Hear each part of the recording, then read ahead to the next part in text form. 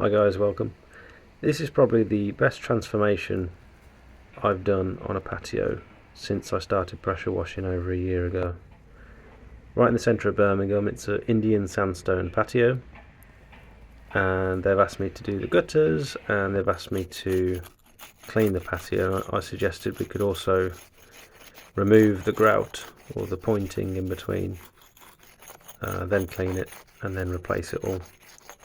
And he wanted a quote for both, so I gave him both prices just to clean it and then to do everything else on top of that as well. And he wanted the whole shebang. It's only a small patio, but it was a good opportunity for me to pay attention to the details and try and get a good result on it. And I think it really worked out in the end. It was very soft. I bought a new disc for my angle grinder, but I didn't have to use it in the end because it was so soft. It was just coming out with this chisel.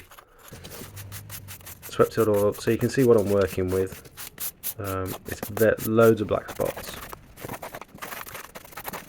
I did actually forget the hose that attaches to my vacuum. I would have loved to have sucked all that up, which meant I couldn't do the gutters today either. It's like an hour's drive. I was really angry with myself. I'm going to have to go back and do the gutters. You can see how much came out from in between the cracks. It was a decent amount. Loads of leaves overhead as well. So I did about 3 treatments with Hypo, Nuclear Pro from Pure Seal. Some of you are going to think this is probably a bit strange applying it through the gardener backpack, but it is okay to apply chemicals as long as you rinse it out well afterwards. I don't have an X-Jet, and I've used a weed sprayer in the past to apply the Hypo, but it doesn't go on quick enough, and it's never wet enough, and it doesn't foam up. And so I thought I'll try my brush, and it did such a good job. It went on really nicely. It foamed up well. This is just a pre-treatment. I don't usually pre-treat. I usually clean first and then pre-treat, but I could tell the black spots were going to be a nightmare on this one. I wasn't pushing down on the brush. I was literally just rubbing it in because I didn't want to do too much damage to the brush. They're about 35 quid off the gardener website to replace the brushes. It's only a soft one, so I could have done with a harder bristle brush really, so I could have agitated it properly, but you can see the black spots. They're very bad,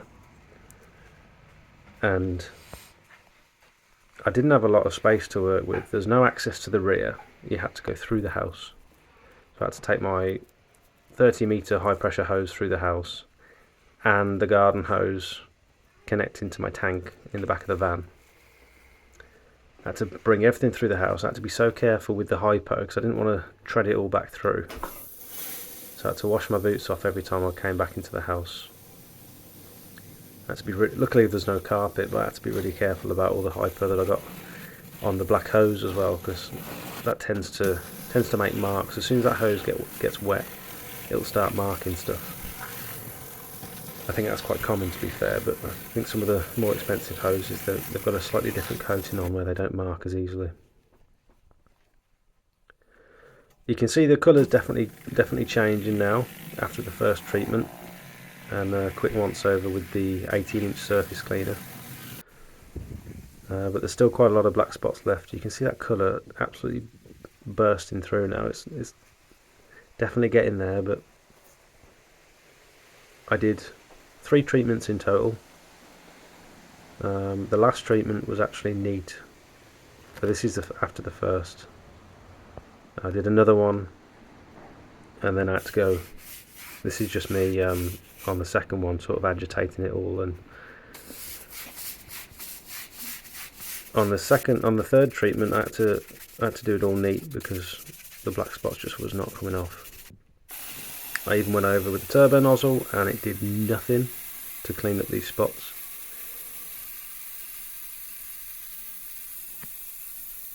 It was only on low pressure. The reason I wanted to use the surface cleaner was so there wasn't all excess overspray on everything, and I didn't want to get everything dirty and wet in the garden. And when you're using the turbo nozzle, it tends to plaster everything around it in gunk. So this is after the second treatment, and you can see it's cleaned up very well compared to how it was before. Colours are popping out. There's still a few areas that have got black spots on here, and I don't show it on camera, but I go over neat afterwards just with a brush. And then we're on to the jointing compound, which I've done quite a few of these, and it's a nice size patio to do this on because it's not too overwhelming.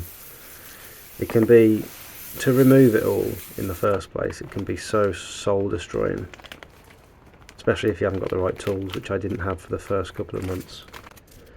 But this stuff's so easy to work with.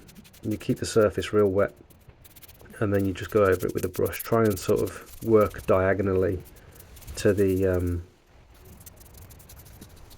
joints, so that it spreads it evenly and you're not just pulling it back out once you've put it in. Keep everything nice and wet.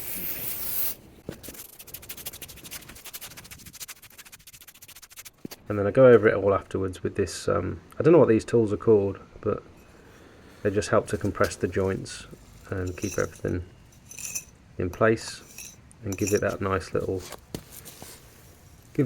finished look.